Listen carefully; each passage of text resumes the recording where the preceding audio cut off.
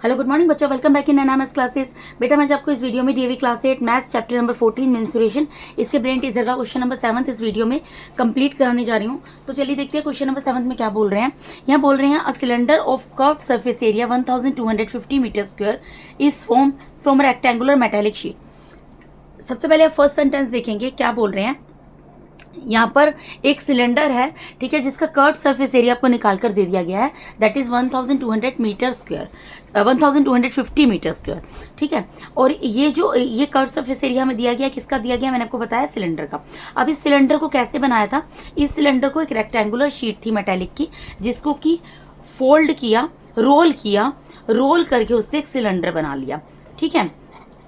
अब क्या बोल रहे हैं आगे, find the dimensions of the rectangular sheet if its length is double it's breadth. अब आपको जो वो रेक्टेंगुलर शीट थी ना, उसका क्या निकालना है, उसकी डायमेंशंस निकालनी है। देखो रेक्टेंगुलर शीट की डायमेंशंस का मतलब क्या होता है डायमेंशंस क्या होती है उसकी, 2 डायमेंशंस होती हैं, एक तो लेंथ होती है, एक ब्रेड्थ होती है। यानी कि आपको रेक्टेंगुलर शीट की लेंथ एंड ब्रेड्थ निकालनी है। अगर उसकी लेंथ जो है वो उसकी ब्रेड्थ से डबल हो। देखो पहले क्वेश्चन को अच्छे तरीके से समझो। सपोज करो ये एक रेक्टेंगुलर शीट है, देखो मैं आपको यहाँ पर दिखाती हूँ। ये एक रेक्टेंगुलर शीट है, ठीक है, आप देख सकते हैं रेक्टेंगुलर शीट है। ये रेक्टेंगुलर शीट थी, इसको क्या किया, यहां से इस तरीके से रोल कर दिया, इस तरीके से इसको घुमा दिया, रोल कर दिया। जब इसको रोल कर दिया तो यहाँ पर क्या बन गया बेटा, एक सिलेंडर बन गया। ये सिलेंडर बन गया ना। अभी जो सिलेंडर बना है इसका जो कर्व सरफेस है, कर्व सरफेस एरिया का मतलब क्या होता है, ये जो पूरा रोल किया है इसको, ये पूरा, इस पूरे का आपको एरिया दिया हुआ है। वो कितना दिया हुआ है, 1250 दिया है, ठीक है। अब थी तो ये रेक्टेंगुलर शीट, तो ये कह रहे हैं ये जो एक रेक्टेंगुलर शीट है, ठीक है, इसकी डायमेंशंस निकालनी है। अब देखो रेक्टेंगुलर शीट के अंदर डायमेंशंस क्या होती हैं, ये होती है इसकी लेंथ और ये होती है इसकी ब्रेड्थ, ठीक है। यही 2 चीजें होती हैं रेक्टेंगुलर शीट के अंदर, लेंथ और ब्रेड्थ होती है। तो आपको लेंथ और ब्रेड्थ निकालनी है। अगर इसकी लेंथ जो है, अगर ये लेंथ जो है इसकी ब्रेड्थ की 2 टाइम्स हो, ठीक है। आपको एक और एग्जांपल देके समझा देती हूँ। जैसे सपोज कीजिए ये मेरे पास ये यहाँ पर एक बॉक्स है, ठीक है। आप ये मत देखो ये क्यूबॉइड की फॉर्म में, आप ये मत देखो, आप सिर्फ इसका टॉप सरफेस देखो। इसका टॉप सरफेस किस फॉर्म में है, एक रेक्टेंगुलर की फॉर्म में है, ठीक है। ये रेक्टेंगल की फॉर्म में है, इसको फोल्ड करके क्या बना दिया, यहाँ पर एक सिलेंडर बना दिया। अभी जो सिलेंडर बना दिया, इसका कर्व सरफेस एरिया, यानी कि इस पूरे का, ये जो रोल हुआ है, इस पूरे का एरिया हमें निकाल कर दिया है। हमें ये बताना है कि ये जो रेक्टेंगल शीट है, ये वाली जो रेक्टेंगल शीट है, इसकी डायमेंशंस निकालनी है। तो इसकी डायमेंशंस क्या होगी, ये लेंथ होती है, ब्रेड्थ होती है, यानी कि हमें लेंथ और ब्रेड्थ फाइंड आउट करनी है इस रेक्टेंगुलर शीट की, ठीक है। आई होप आपको क्वेश्चन समझ आ गया होगा। अब इसके सॉल्यूशन की तरफ मूव करते हैं हम लोग, ठीक है जी। तो देखिए बेटा, हमें सबसे पहले जो दिया होता है हमें वो लिखना होता है। हमें सिर्फ यहाँ पर एक सिलेंडर दिया, मैंने सिलेंडर यहाँ पर बना दिया है, मतलब सिलेंडर बनाया है रेक्टेंगुलर शीट से, वो मैंने बना दिया है, ठीक है। अब सबसे पहले मुझे यहाँ पर जो लास्ट सेंटेंस दिया है, find the dimensions of the rectangular sheet if its length is double it's breadth. अगर इसकी लेंथ जो है इसकी ब्रेड्थ से डबल हो, तो पहले ब्रेड्थ पता होगी तभी तो मैं लेंथ उसको डबल करके निकालूंगी। तो मैं सबसे पहले इस तरीके के क्वेश्चन में क्या करना पड़ता है, लेट करेंगे, लेट ब्रेड्थ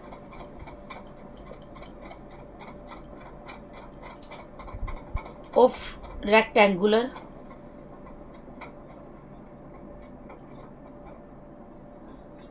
शीट या मेटेलिक शीट लिख दो, इज इक्वल्स टू, इसको क्या मानेंगे, एक्स मान लिया, ठीक है। Therefore length of metallic sheet क्या होगी, लेंथ क्या है मेटेलिक शीट की, इसकी ब्रेड्थ की डबल है। तो अगर ब्रेड्थ एक्स है तो इसकी डबल मतलब इसका 2 टाइम्स, यानी 2x, ठीक है। ये पता लग गया, यानी कि ये जो मेरे पास रेक्टेंगुलर शीट है, इसकी लेंथ मुझे पता लग गई 2x है, और इसकी जो ब्रेड्थ है वो मुझे पता लग गई x है। मुझे यही डायमेंशंस निकालनी है ना, मुझे ये चीज पता लग गई। अब मुझे दिया क्या हुआ है, मुझे दिया हुआ है curved surface area of cylinder. Cylinder का कर्व्ड सरफेस एरिया दिया हुआ निकालकर, कितना दिया है, 1250 मीटर स्क्वायर, ये मुझे दिया हुआ है निकालकर, ठीक है। अब मुझे आगे क्या करना है अब एक चीज बताओ, ये जो मैंने आपको बताया कि ये जो है इसको जो फोल्ड किया, सपोज करो इसका टॉप सरफेस आपको दिख रहा है रेक्टेंगल की शेप में, जब इसको फोल्ड किया तभी तो ये सिलेंडर बना था ना, तभी ये सिलेंडर बना था। यानी कि इसका मतलब क्या निकलता है कि जो रेक्टेंगल शीट है, ये जो रेक्टेंगल शीट है इसका जो एरिया है, इस रेक्टेंगल शीट का एरिया जो है वो इस सिलेंडर के कर्व सरफेस एरिया के इक्वल होगा। इस रेक्टेंगल शीट से ही, क्योंकि यहाँ पर ये सिलेंडर फॉर्म हुआ है, तो इसका मतलब ये जो रेक्टेंगल शीट का जो एरिया है, रेक्टेंगल शीट का जो एरिया है वो जो ये सिलेंडर बना है इसके कर्व सरफेस एरिया के इक्वल होगा। क्यों? क्योंकि इसी ये वाला जो रेक्टेंगल शीट है इसी के मेजरमेंट से, इसी को तो फोल्ड करके ये बना है ना। इस जितना इसका मेजरमेंट रहा होगा, जितना इस रेक्टेंगल शीट का एरिया रहा होगा, उतना ही तो इस सिलेंडर का एरिया होगा, इसका कर्व सरफेस एरिया होगा। क्यों? क्योंकि कर्व सरफेस एरिया जो इस सिलेंडर का बना है वो इसी रेक्टेंगल शीट की लेंथ और ब्रेड्थ के मेजरमेंट से बना है। ठीक है, सिंपल सी चीज है। तो यानी कि इसका मतलब क्या निकलता है, एरिया ऑफ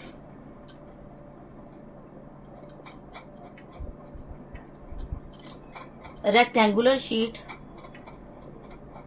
ये किसके इक्वल आएगा बेटा, curved surface area of cylinder के इक्वल आएगा।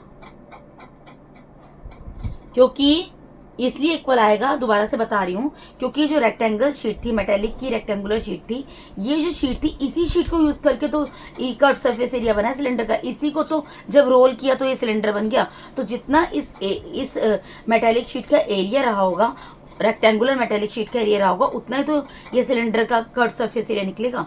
ठीक है, तो इसलिए ये दोनों इक्वल हैं। तो अब यहाँ पर हमें पता है एरिया ऑफ रेक्टेंगल शीट क्या होता है। कोई भी रेक्टेंगल होता है, रेक्टेंगल कोई भी शीट, उसका एरिया क्या होता है, length multiply by breadth is equals to, और कर्व सरफेस एरिया हमें सिलेंडर का दिया हुआ है, वो दिया हुआ है 1250।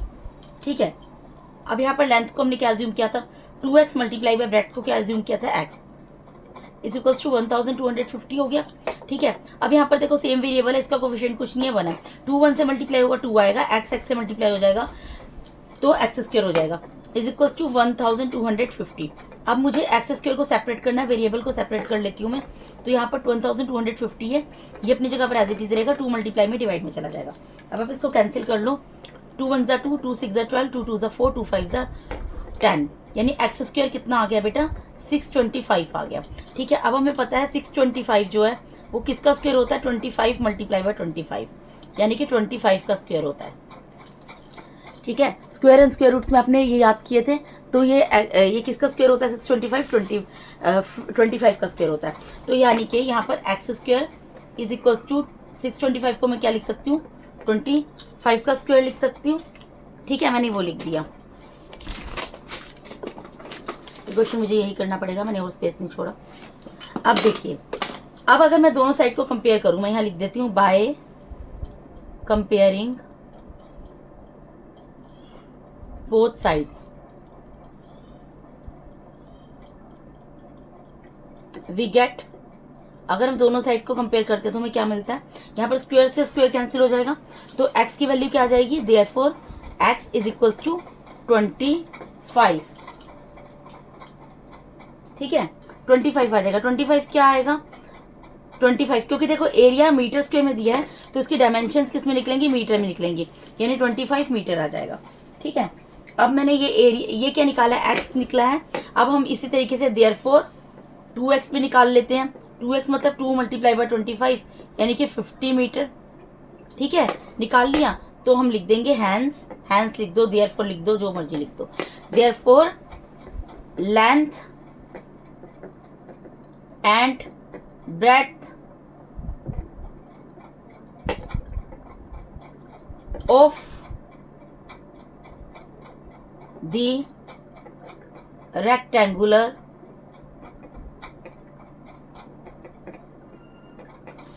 शीट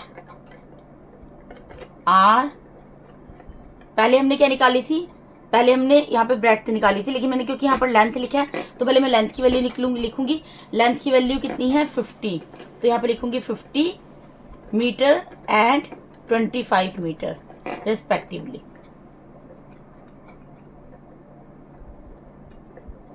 आंसर, देखो बेटा मैं यहाँ पर क्या चीज़ बोल रही हूँ, क्योंकि मैंने यहाँ पे लेंथ वर्ड पहले मेंशन कर दिया, ब्रेड्थ बाद में लिखा है, तो लेंथ को 2x क्योंकि माना था, उसकी वैल्यू 50 मीटर निकली है। क्योंकि मैंने लेंथ लिखा है तो यहाँ पे लेंथ की वैल्यू पहले लिखूंगी, ब्रेड्थ लिखा है तो ब्रेड्थ की वैल्यू पहले बाद में लिखूंगी। ठीक है, अगर ब्रेड्थ एंड लेंथ करेंगे तो 25 मीटर एंड 50 मीटर लिख सकते हैं। बेसिकली इसका आंसर आया है 25 मीटर एंड 50 मीटर, या 50 मीटर 25 मीटर, जो मर्जी बोल दो।